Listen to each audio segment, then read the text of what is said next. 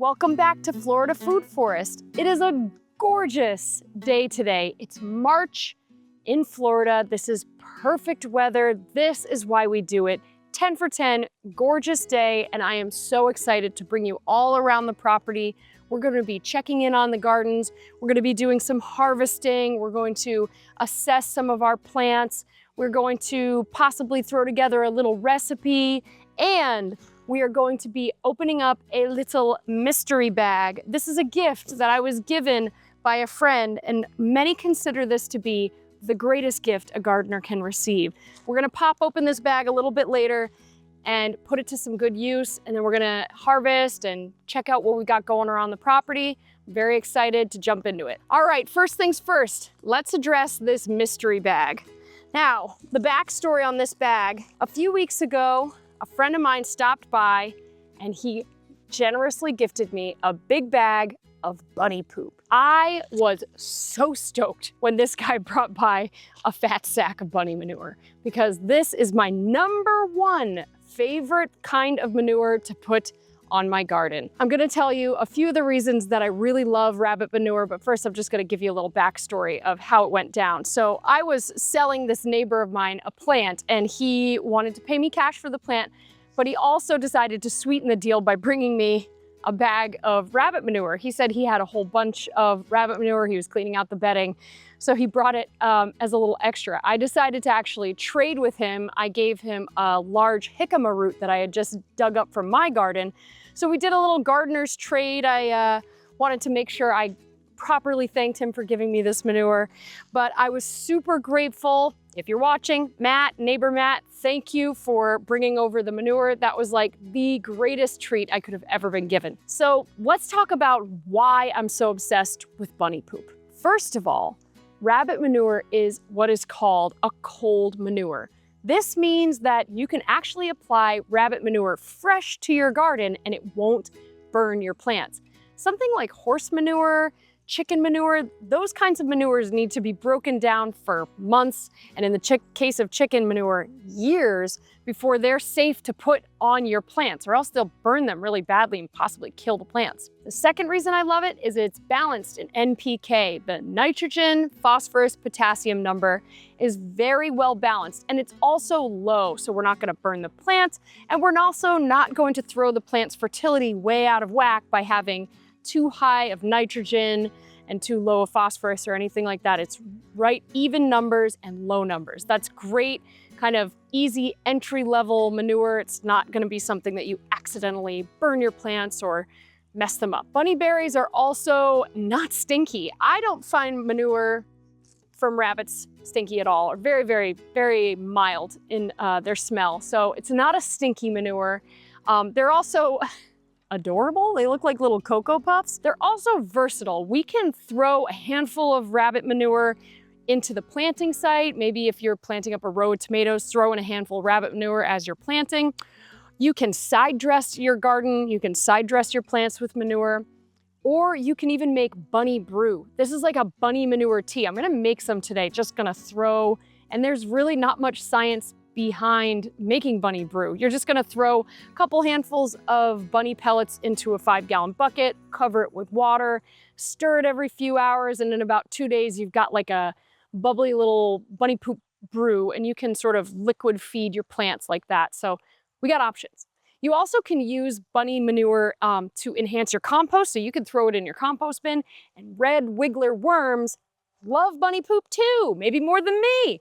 So you can just throw your rabbit poop into your worm bin and they're going to devour it, love it. So that's sort of the end of my spiel on rabbit manure. Let's feed some of the plants in the garden some rabbit pellets, and then we'll move on and do some harvesting and other things around here. All right, we're gonna feed some of the plants in this bed right here. This is one of the raised beds that I had a gorgeous crop of tomatoes get killed back by frost in.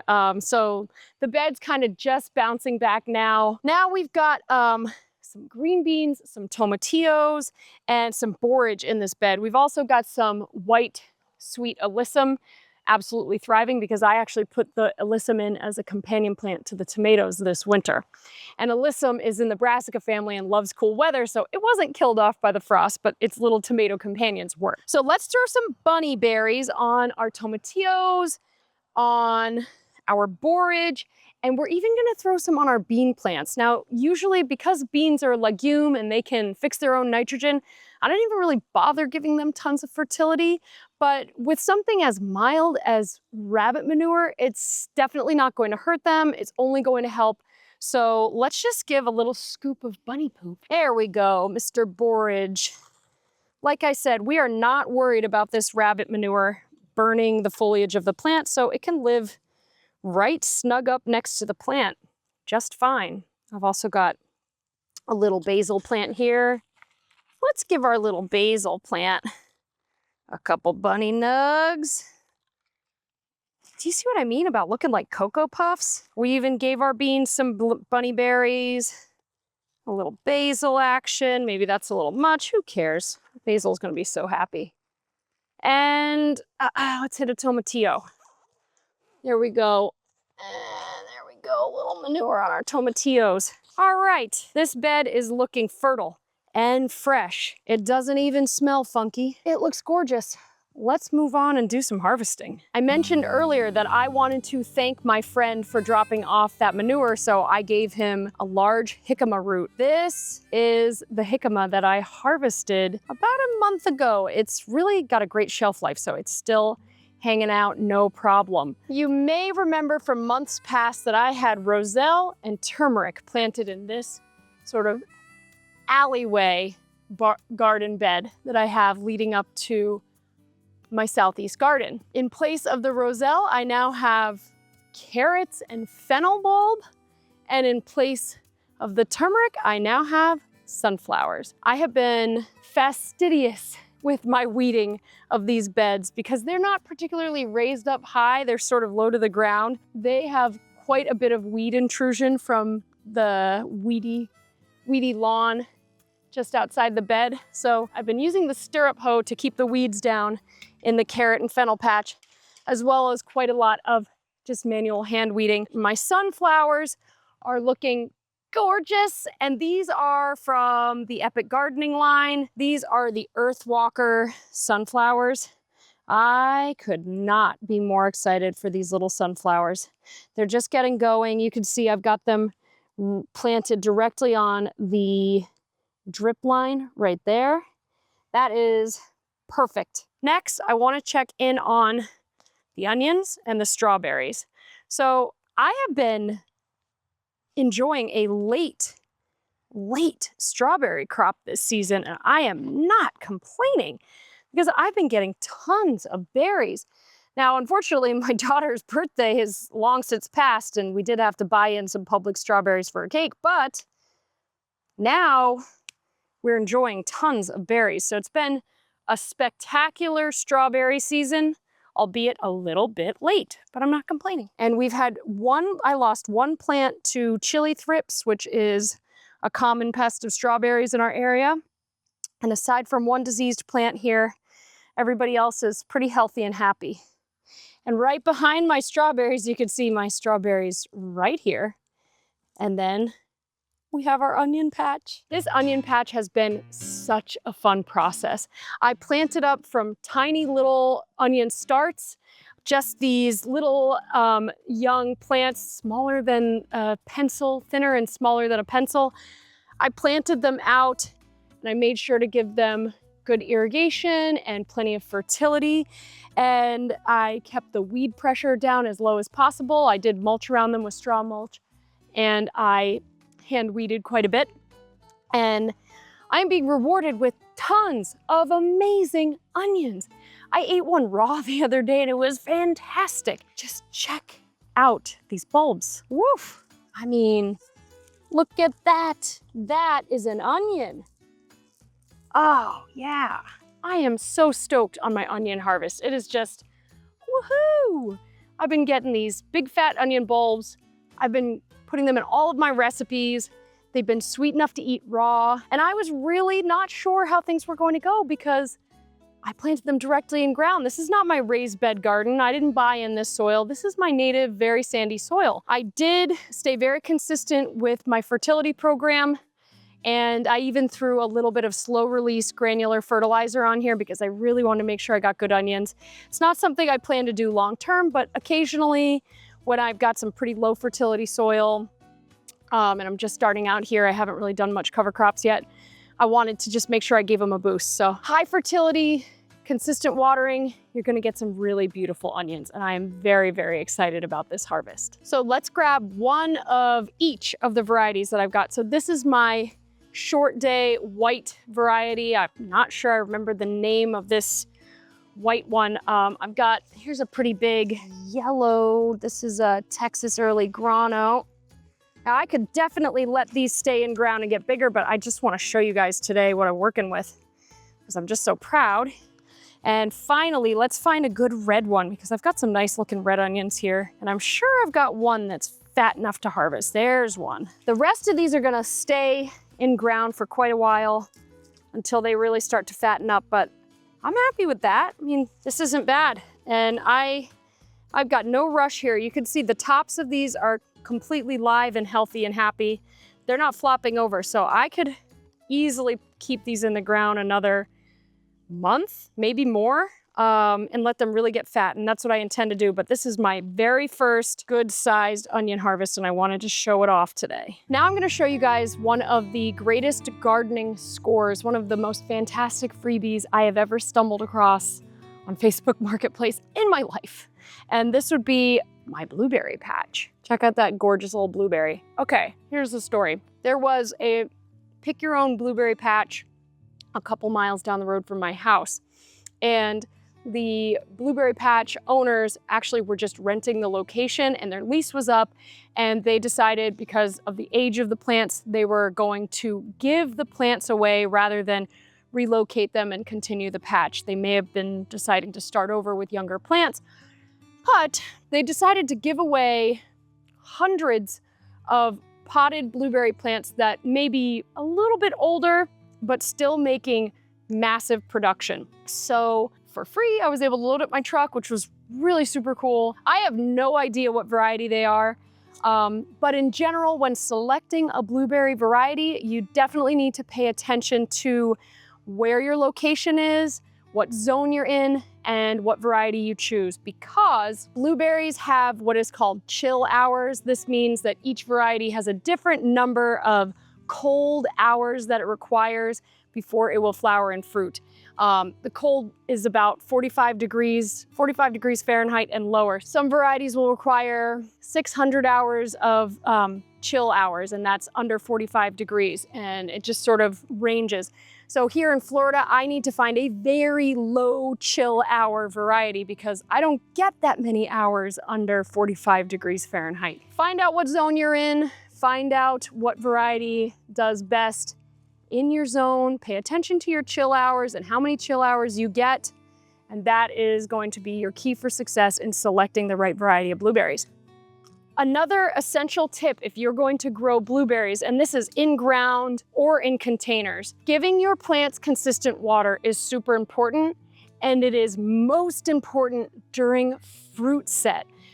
Our plants were underwatered slightly, and I noticed that the berries had started to shrivel and they weren't maturing properly. So I decided to increase the watering. We were watering daily during fruit set, and this gave us big plump berries, super sweet and delicious. So do not skimp on your irrigation when it comes to blueberries, especially when it comes to the season when they're flowering and fruiting and plumping up their fruit. Definitely do not skimp on the water when your blueberries are in their fruiting stage. Shriveled and dried up, this is an indicator that your plant needs more water. Okay, the channel's called Florida Food Forest. We've got to check up on our food forest. We're in a little bit of a transitional period. We did have a bit of loss over the frosty season, and I am going to be expanding our food forest and changing some things up, but let's take a look at how things are right now. I have got bananas, no racks on these bananas. Everybody's looking a little shabby. I need to thin out the banana plants to just the one producing stalk. I'm going to seek a bit of guidance on that. So my bananas, they look a little raggy, a little shaggy, but it's not really their season yet. And we've got our mulberry tree. It is mulberry season right now. Now, our mulberry tree got a major pruning last season, and it is sort of in a comeback phase, but you can see it's fruiting. We've got mulberries on here. Last year, we made some major cuts to our mulberry tree. So this is sort of bounce back season. Now, I wanna check in on the gals. Last time we saw the chickies, they were a bit smaller. They have gotten larger now. I think we got some roosters in the bunch, but that's fine. They do need protection. So there's the birds. Now we did find our guava survived the cold. It was actually totally fine in that heavy frost that we got, that freeze, more like it. This was my amazing papaya tree that had a papaya on it, and it has died all the way back, but look, she lives. So never say never. I think we got a little life yet. I'm not sure what this really means for the banana plant, for the papaya plant, but we'll allow it to just kind of stick around and see what's happening. And there's my ever trusty nopales cactus. Absolutely nothing could hurt my little nopales cactus. She's a survivor. Sisu spinach is going to be a main player when it comes to our salads this summer. Right now it's just sort of coming back from a hard frost hit, but it's going to be a crucially important plant in the few months upcoming here. So it'll be playing more of a star role very soon. Now it's time to harvest this massive and beautiful Napa cabbage head. Just looking at this is giving me all kinds of ideas of how I'm going to use it. I am definitely going to savor this massive kimchi head by turning it into a sort of kimchi, sort of a Napa cabbage pickle. I'm going to follow a general recipe for authentic kimchi, but I'm gonna do some swapping because I wanna keep it more to what I actually have in my garden.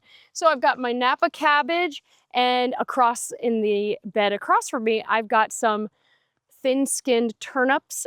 This is going to replace the daikon. I don't have daikon in my garden, but I do have some Japanese-style thin-skinned turnips. I forget the variety may be called Hinona Kabu. I'm gonna have to look that up, but I've got some Japanese-style turnips that have a similar texture and flavor profile to daikon, maybe a little more mild. I've got my Napa cabbage.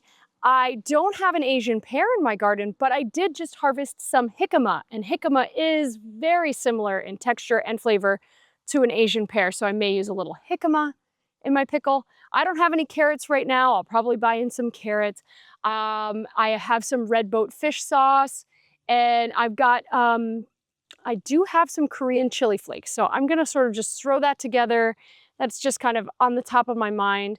Some harvested from my garden, some is going to be from the grocery store, kind of mix it up, but this will save me some money. I'm gonna be able to savor this one head, so I won't be enjoying it in just one meal, but I'll have a little kimchi with every meal, so I'll make this fresh harvest last a lot longer. Now, I am going to harvest this head, which means I'm pulling back all of the leaves. I'm gonna sort of flatten the leaves to the ground like this. And then I've got a pair of pruners. I could also probably do a head twist, but maybe for the sake of the video, I'll use the pruners to keep it pretty. There we go. Woo! This is so exciting. Look at the size of it. This is the biggest Napa cabbage head that I've ever grown. And in fact, this season, when I went and planted out this Napa cabbage, I didn't have particularly high hopes because I failed with Napa cabbage in the past. So this is a super win. I'm very excited. Lots of kimchi to come. Mwah! Now, the Southwest garden has two issues. The first one, I have a massive mature stand of bamboo, clumping bamboo, and it kind of blocks the sun. So my first issue is The southwest garden doesn't get full direct sunlight all day. The bamboo doesn't do the worst damage. It's not so terrible with shading out the garden, but it's enough to have a little bit of an impact. So we've got slightly less sunlight than the raised bed garden. That may be a slightly contributing factor, but by far the overwhelming reason that we have issues in this garden is soil quality. This garden couldn't look more neat and tidy. It looks adorable in here, but I really have trouble getting my plants to mature. Check out my celery plants. These have just been struggling along all winter. Now I'll be able to use this celery, but it's just not thriving like it should be. Now over to the other Napa cabbage. I started the seeds for this Napa cabbage and I transplanted them on the exact same day that I transplanted my Napa cabbage in the raised bed. And look at this. I'm not gonna get a head off of this at all. Now, if I do a little digging, I could tell, first of all, I've got the irrigation running here. The irrigation is a little bit weaker out in this field, so lower water. And this is planted in my native soil. I did amend with a decent amount of raised bed mix, but I'm just not convinced that I had adequate fertility in this garden. So it still remains a bit of a mystery. Was it fertility? Was it lower sunlight? Was it the weaker irrigation? All this has kind of come together to make a subpar garden experience this season. I'm pretty sad about it because it was the most beautiful garden. It was so tidy. Look at that with the hay. I mean, it just looks like a picture. But alas, beauty is not nearly as important as productivity. Even my strawberries, you remember what the strawberry patch looked like in full sun. And these strawberries, they're just struggling along. They're kind of ready to come out. They're, barely making fruit. I have been toying with the idea of taking that from an annual vegetable bed and converting it into another section of food forest.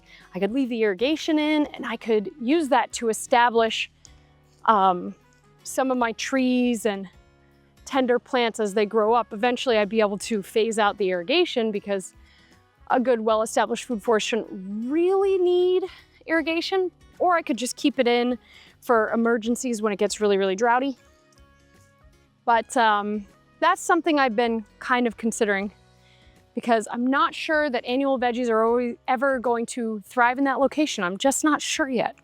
So the southwest garden is a little bit in jeopardy right now. We'll have to see. There you have it, just an absolute beautiful snapshot of why we love March in Florida so very much.